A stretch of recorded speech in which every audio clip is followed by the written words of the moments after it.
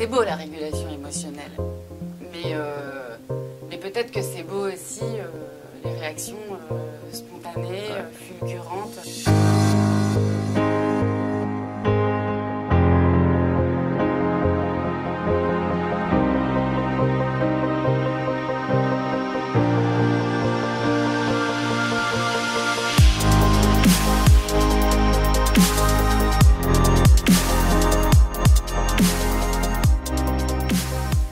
Bon, bah, du coup, écoute, merci d'être là, d'accepter cette interview. Pour commencer, je vais te laisser te présenter, dire qui tu es et quels sont tes kiffs, déjà. J'aime bien demander ça. Dans la vie en général? Ouais, dans la vie en général. D'accord. Donc moi, je m'appelle Christine Sanchez, je suis en 3e année de doctorat à l'Université Paul Valéry. C'est un kiff, déjà, de faire ça. Donc, je suis en psychologie du développement. Donc, la psychologie du développement, c'est tout ce qui touche au développement de l'enfant, depuis le fœtus jusqu'à... Voilà, et puis ça va jusqu'à l'adulte, jusqu'à la fin.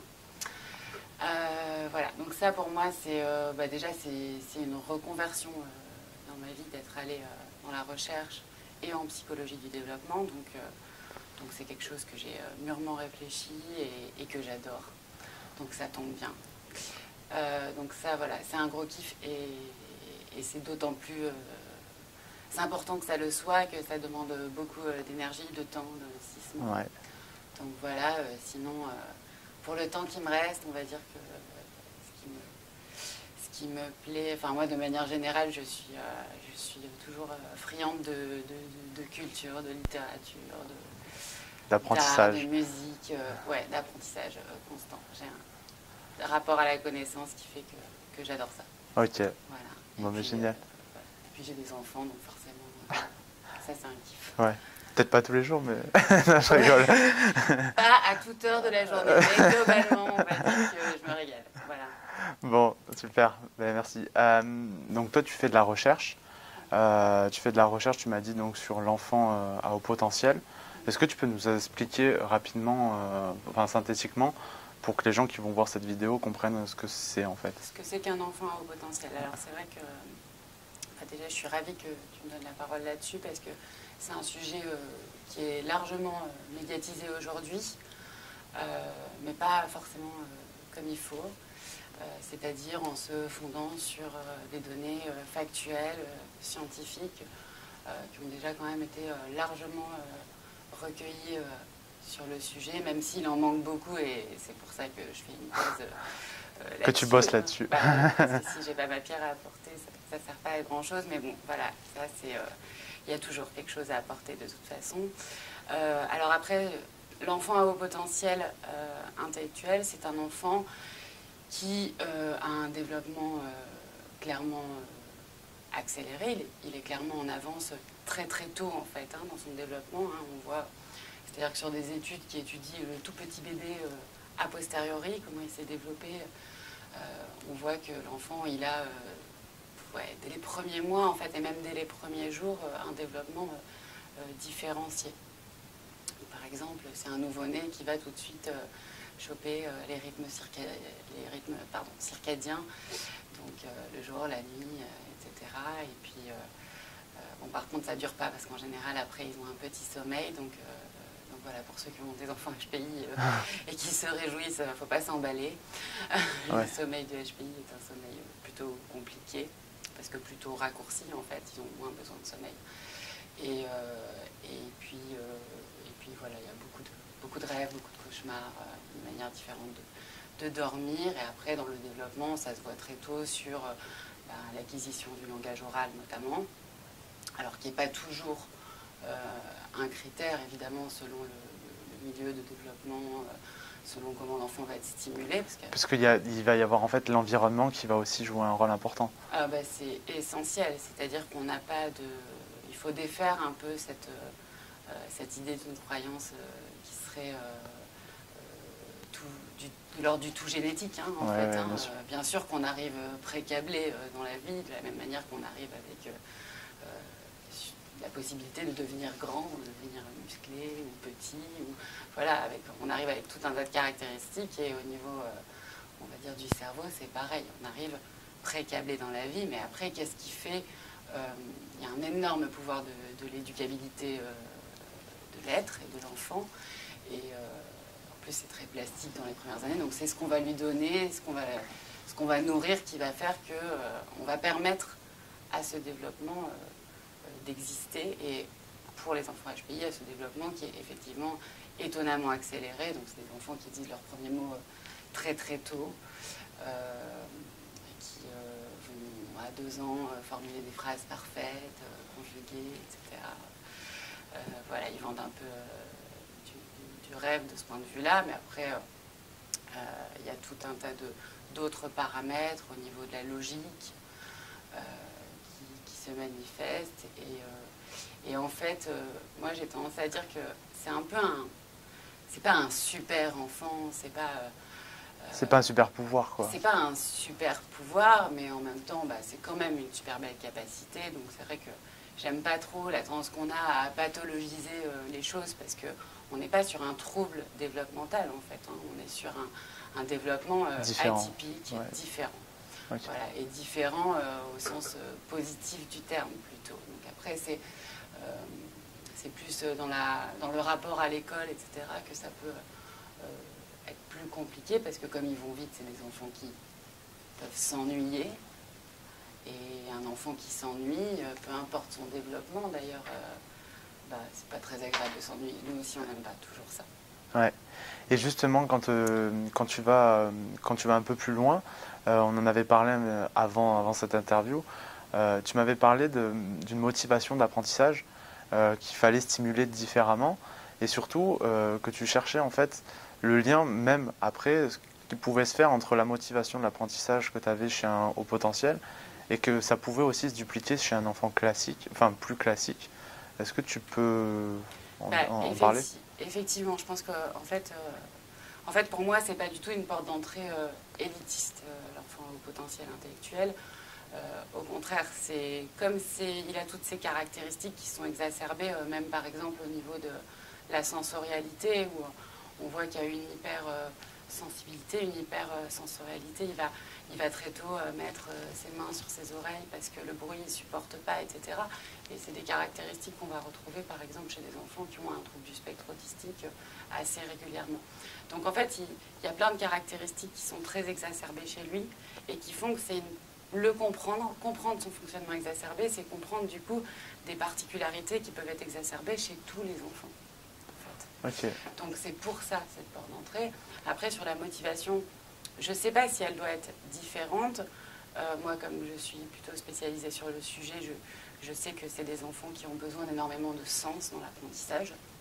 Quand tu dis de sens, c'est-à-dire que dans ce qu'il fait, il faut qu'il y trouve un sens, oui. Un sens personnel en fait. Oui, parce qu'en fait, c'est des enfants qui vont très tôt se poser des questions. On les repère souvent parce qu'ils sont un petit peu, pas obnubilés, ce serait péjoratif, mais très concernés, on va dire, par toutes les questions qui vont toucher aux origines, à la finitude. Donc, ça nous fait des petits passionnés de dinosaures, de mythologie, d'égyptologie, voilà. Très très tôt, ils s'interrogent, la vie, la mort. C'est quelque chose qu'on retrouve de manière très récurrente. Et c'est vrai que leur capacité de compréhension de ce qui les entoure fait qu'ils ont besoin de sens dans les apprentissages. Et quand on leur demande, je ne sais pas, c'est des enfants de 4-5 ans qui vont déjà maîtriser la mythologie grecque, et on leur demande de faire 15 fois le même trait sur une petite feuille comme ça, si on ne leur dit pas que c'est pour apprendre à tracer un L et que le L, il va leur servir à écrire lion, et puis... j'en sais rien, moi, lilliputien, tout ce qu'on veut. En tout cas, du coup, on risque de les perdre en termes de motivation. Et est-ce que finalement ça, c'est pas quelque chose qu'on peut dupliquer à, même si on va plus loin, si on sort un peu de ce contexte-là du haut potentiel, même pour les gens en général, est-ce que finalement, il n'y a pas très souvent une perte de sens qui fait qu'on n'apprend pas? Parce que, tu vois, par exemple, quand tu présentais tout à l'heure, moi je me suis beaucoup retrouvé dedans parce que aujourd'hui, ce qui fait que je suis en quête de sens et qui fait que je suis motivé à apprendre, c'est que je suis hyper intéressé par ce que je fais. Est-ce que du coup, c'est même pas quelque chose qu'on pourrait donner comme conseil à plus large en fait, de donner du sens? Moi, sur ton expérience perso aussi, hein, là. Oui, bien sûr. Moi, je crois en fait, je suis intimement convaincue que la quête de sens, elle est perpétuelle. Voilà, on n'a pas toujours le luxe dans la vie de pouvoir être en quête de sens quelque part, parce que parfois on est absorbé par tout un tas de réalités qui nous en empêchent et qui nous rattrapent. Mais je pense que foncièrement, l'être humain est un être qui a envie d'apprendre, de savoir et qui a envie de sens dans sa vie, de donner du sens. Et voilà, donc chez ces enfants-là, on le retrouve très fort, mais c'est duplicable à tout le monde, je pense. Ouais. Et c'est pour ça que je dis que c'est pas une porte d'entrée élitiste, c'est que je pense que considérer ce besoin-là chez eux qui se manifeste plus tôt, finalement. Et plus fort peut-être. Et plus fort. Tout est un peu intensifié, on va dire. Ouais. Voilà. Et ben, c'est valable pour tout le monde, en fait. Ouais. Ça pourrait faire du bien à tout le monde, et même au niveau du développement, quelque part un petit peu optimal, et qu'ils ont quand même, sans l'idéaliser bien sûr, mais au niveau des capacités d'apprentissage et du développement intellectuel, c'est optimal. Et moi, je crois que ce développement intellectuel optimal, il est rendu possible par, d'une part, un socle, bien sûr, de capacités intellectuelles, mais aussi par le fait de croiser ça avec la motivation, l'engagement que va mettre l'individu, l'enfant dans ses apprentissages, et aussi la possibilité de cultiver sa créativité en même temps. Et donc là, c'est là que, si on revient un peu en arrière, c'est là que l'environnement a un rôle à jouer du coup pour vraiment aller donner un maximum de sens dans les activités qu'on va donner aux enfants en fait. Oui, je pense que c'est fondamental. Il y a le sens, il y a le... Voilà, il faut beaucoup de bienveillance, mais ça c'est valable pour tous les enfants. Voilà, mais c'est pas facile forcément, on va dire en France où on a une culture éducative, même si aujourd'hui on entend de plus en plus parler de psychologie positive, etc.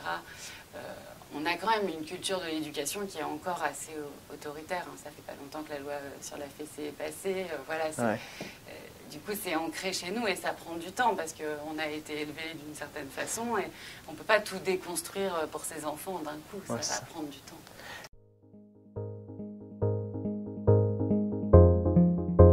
Et là, tu viens de dire un truc qui m'intéresse. Tu parles de psychologie positive. Est-ce que tu penses qu'enseigner ça à un enfant, c'est une bonne chose? Alors, je suis pas... Parce que j'ai un avis là-dessus, mais j'aurais aimé avoir le tien.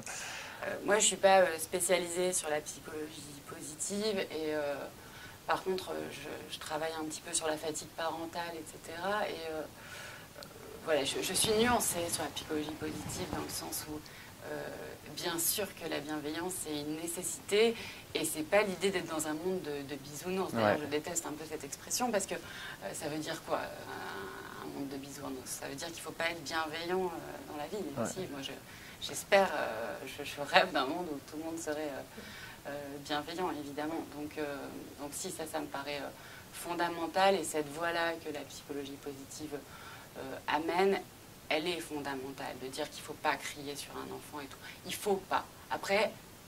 Il y a la réalité. On a les enfants, il ne faut pas... C'est bien gentil, mais il y a des moments où on est dépassé, etc. Et ce que j'aime pas dans la manière, en tout cas, dont elle est portée, et pas du tout dans sa philosophie, c'est que j'aime pas trop l'idée qu'on culpabilise énormément les parents et qu'on fasse comme si... tout était dramatique. Je veux dire, un enfant, il se construit aussi avec des failles. Un parent ne peut pas être parfait.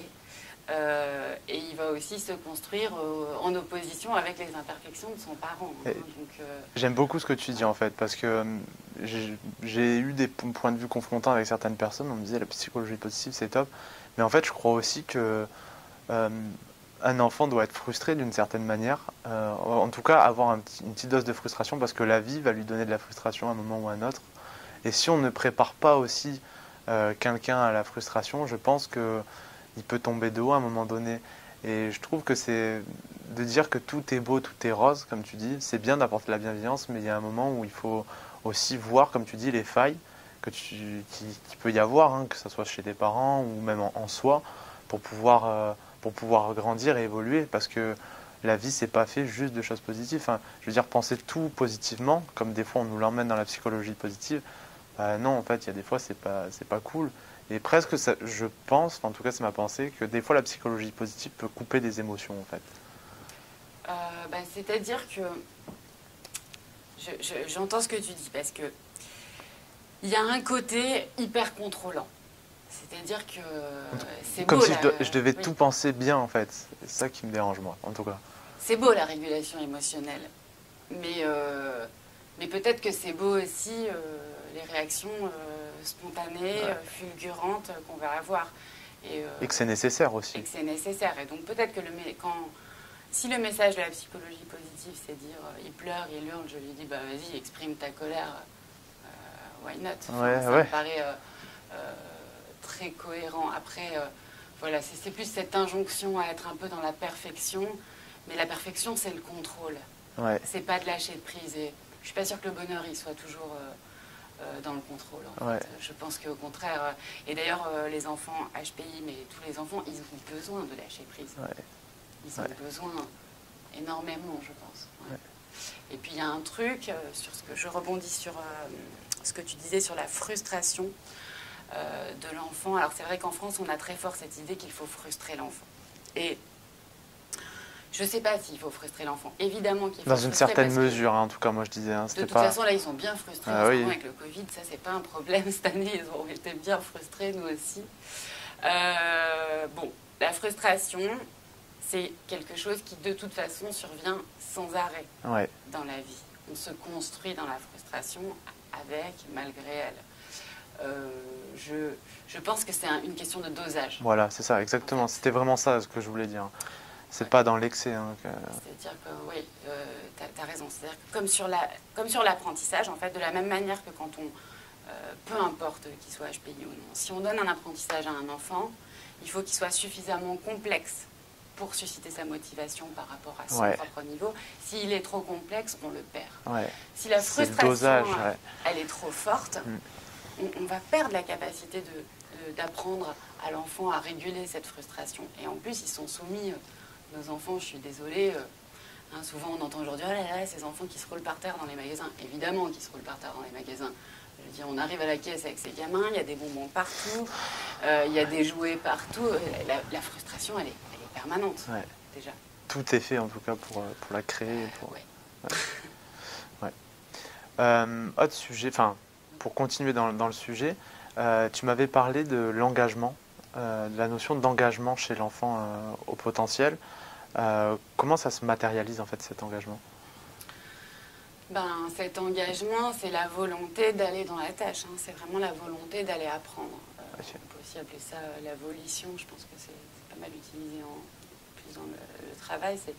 C'est l'idée de mettre, d'être entre la motivation et la volonté. C'est-à-dire que c'est lui qui est acteur de son apprentissage, etc. Donc c'est beaucoup aussi dans la responsabilisation, dans l'autonomie. Il y a toutes ces idées-là qui se cachent sous la motivation, l'engagement. Si on veut son engagement, il y a plusieurs paramètres comme ça à aller chercher. Si on fait à la place de l'enfant.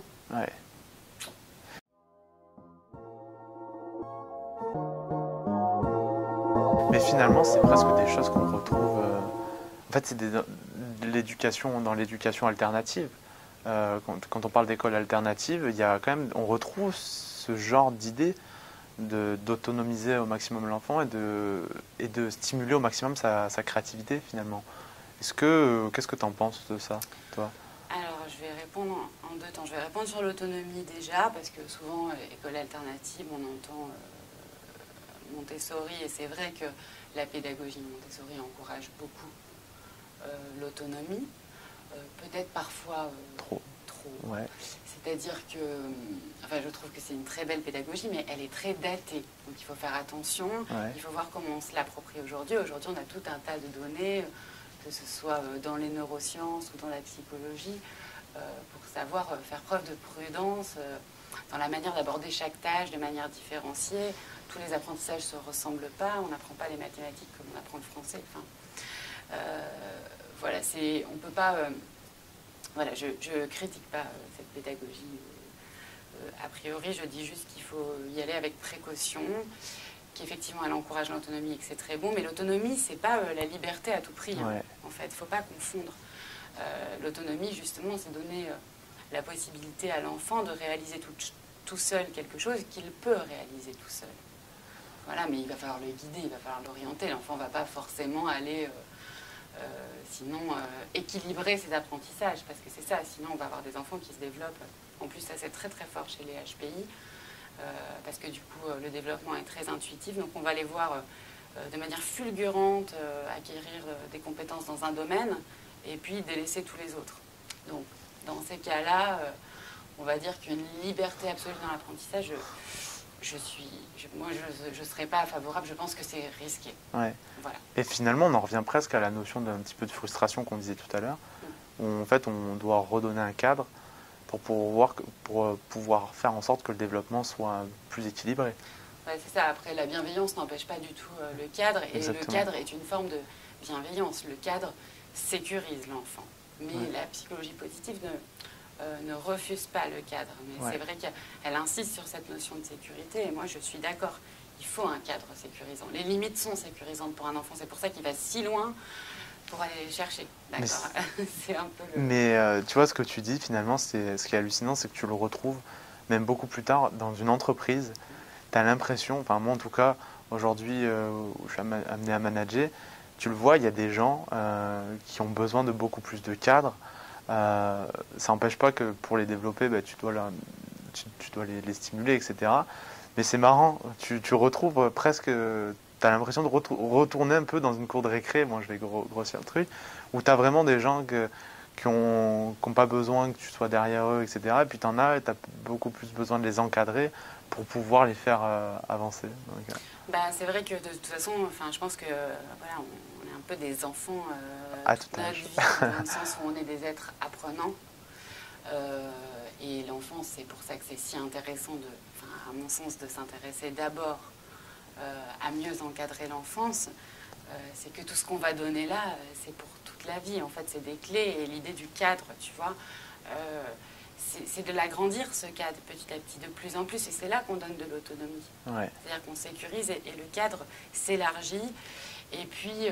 Puis il a peut-être moins besoin au fur et à mesure que le cadre s'élargit, peut-être. Oui, normalement, s'il est sécure dans un cadre et qui fonctionne bien avec, on va pouvoir l'étendre. C'est pareil pour tout. Et ça va...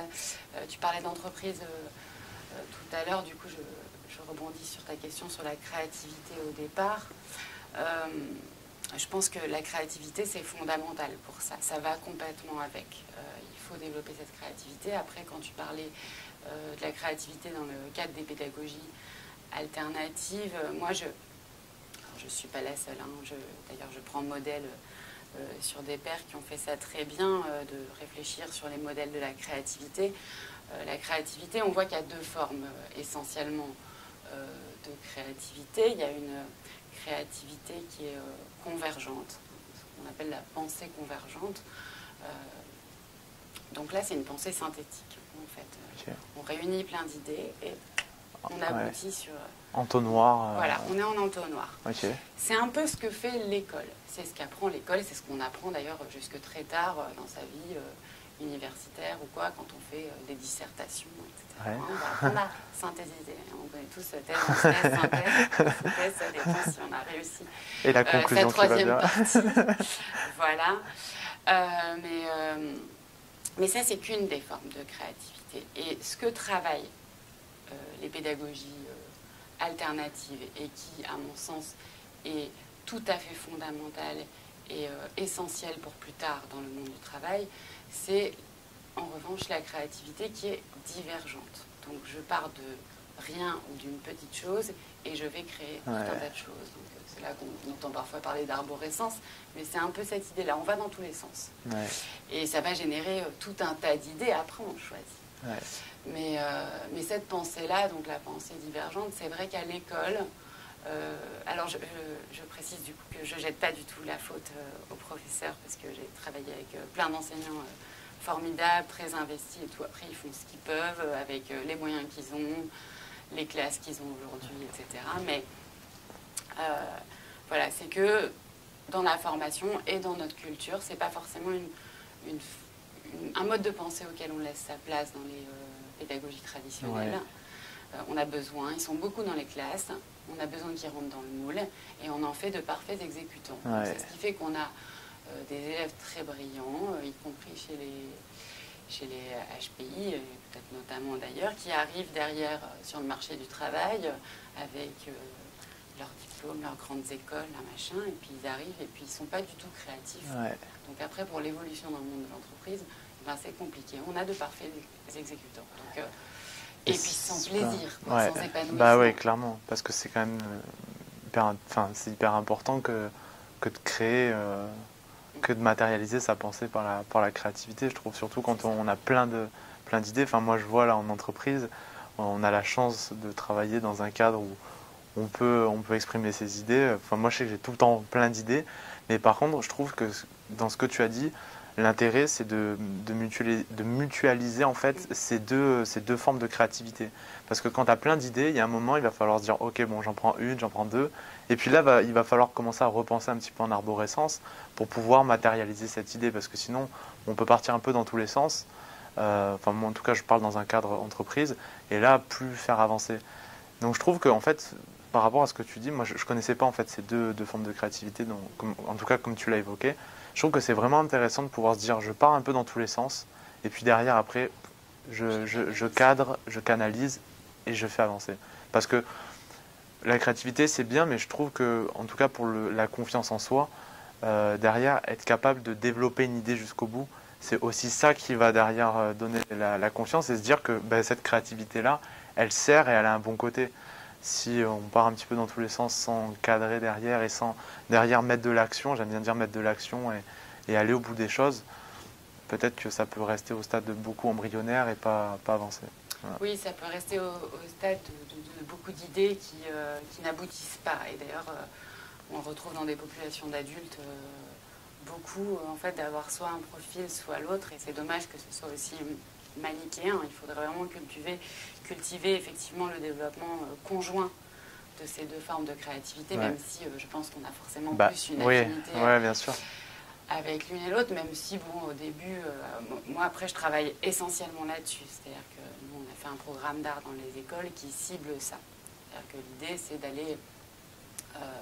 il a été conçu pour, en gros, apprendre aux profils qui sont très divergents, qui vont dans tous les sens, à quand même intégrer des cadres et à comprendre que, en passant par une phase de dessin préliminaire, etc., toute une méthodologie, je suis plus fort pour exprimer ma créativité.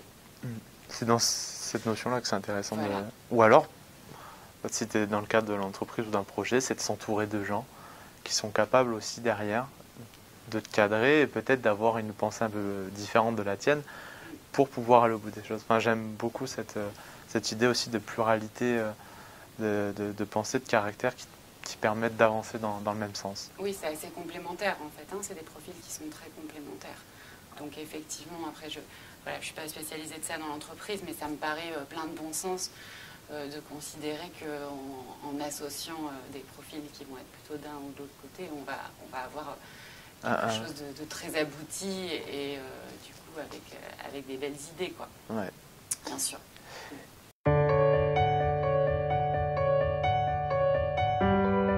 Et par rapport à ce qu'on a dit aussi, tu parlais d'hypersensibilité chez le HPI. Alors rapidement peut-être, parce que je sais que c'est pas forcément le sujet de prédilection pour toi, mais j'aimerais qu'on l'évoque quand même, c'est au niveau de la régulation émotionnelle. Qu'est-ce qui est différent par rapport à un enfant plus classique et du coup en quoi ça vient impacter par exemple l'apprentissage ou la motivation au quotidien et comment ça influe sur les comportements en fait? Alors, je vais te répondre avec prudence sur ce sujet parce que longtemps, en fait, on a mis en avant soit des difficultés sociales, soit des difficultés émotionnelles chez les enfants à haut potentiel intellectuel. Or, les dernières études scientifiques, enfin toutes les études même de ces dernières années, l'essentiel, ne vont pas dans ce sens-là. C'est-à-dire qu'on a de très bonnes capacités sociales, on a de très bonne capacité émotionnelle. Après, il y a plusieurs choses dans les émotions. Il y a l'identification des émotions, donc ça, évidemment, qui sont très performants là-dedans. La compréhension des émotions, et après, il y a la régulation émotionnelle. C'est peut-être là que c'est plus compliqué. Après, en fait, ils y arrivent très bien. C'est juste que moi, je pense qu'on a ces résultats comme quoi ils y arrivent très bien, parce que globalement, ils y arrivent bien. Mais c'est sûr qu'un enfant de 4 ans qui a compris ce que c'était que la mort, qui a compris qu'un jour sa mère, son père allaient mourir. En fait, c'est pas facile de s'endormir avec ça parce qu'il a quand même les émotions d'un enfant de son âge. Ouais, bien sûr. Donc ça veut pas dire qu'il régule moins, mais ça veut dire que ce qu'il a à réguler, c'est peut-être un peu plus fort. Ouais. Et la difficulté, elle est... moi, je crois qu'elle est là. Ouais, c'est intéressant ce que tu dis. C'est qu'en fait, le problème n'est pas l'émotion, c'est juste le surflux d'informations qui crée en fait que l'émotion plus forte, du coup, et qui est du coup plus dure à réguler. Et justement, en fait, je pense qu'ils sont bons moi, dans la réception des émotions, mais c'est pas facile. C'est pas facile d'être hyper empathique. Je veux dire, on se reçoit. Déjà, les enfants sont des éponges, mais là, on se retrouve avec des hyper éponges. Donc, à maman, elle a beau se cacher pour pleurer, ils ont compris qu'elle pleurait ou qu'elle était triste, en fait. Et c'est dur à gérer ça. Je pense que du coup, il ne faut pas se dire qu'ils sont moins capables. Au contraire, je pense qu'ils sont très capables. J'irai pas jusqu'à affirmer qu'ils sont plus capables parce que ça c'est, je pense que ça dépend aussi des profils d'enfants qu'on retrouve. Il y a une diversité d'enfants HPI comme il y a une diversité d'enfants dits tout venant. Je précise que tout venant en psychologie c'est pas une insulte, c'est vraiment le premier enfant qui passe, on le prend, c'est lui le tout venant. On ne sait pas qui il est, comment. Ok, bon génial. Dernière question, si tu avais un message à laisser sur Terre, au monde, qu'est-ce que tu aimerais dire? Qu'est-ce